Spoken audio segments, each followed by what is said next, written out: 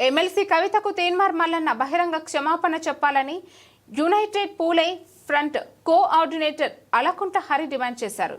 ఆదివారం బషీర్బాగ్లో బీసీ నేతలతో సమావేశమయ్యారు.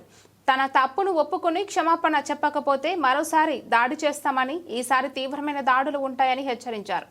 బీసీల కోసం పోరాటం చేస్తున్న కవితకు వస్తున్న ఆదరణ తట్టుకోలేక దిగజారుడు మాటలు మాట్లాడడం సరికాదని హరి పేర్కొన్నారు.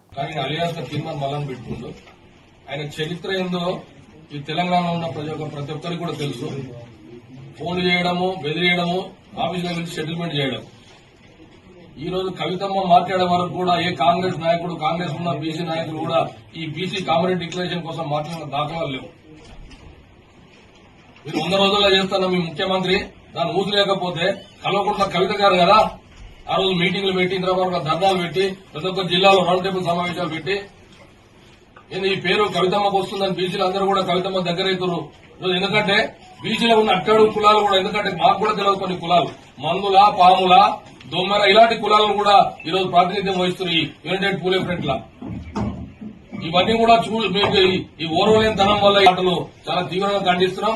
మీరు దీనికి కవితమ్మ క్షమాపణ చెప్పకపోతే మేము ఖచ్చితంగా ఈ రోజు జరిగిన దానికన్నా ఇంకా తీవ్రమైన దాడులు కూడా చేయడానికి బీసీలు తీర్మాన పనుల మీద దాడి చేయడానికి సిద్దంగా ఉన్నాం. ఎట్టి పరిస్థితుల్లో మీరు కవితమ్మ క్షమాపణ చెప్పి